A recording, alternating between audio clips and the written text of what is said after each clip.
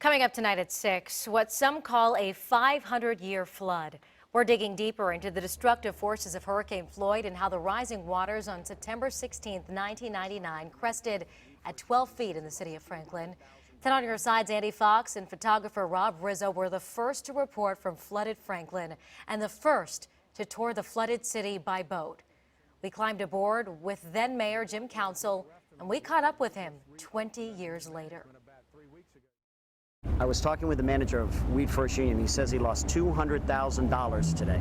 Probably so. Computers gone. Yeah, everything. Look at the cars that never made it out of town last night. Yesterday afternoon, this time, this street was dry. We drove on this street yesterday afternoon. There. Look at that. They put the flag at half staff. Do you think because of this? I'm sure it was. I'm surprised they had time to do it. I just need to be the cheerleader. I need to give people hope.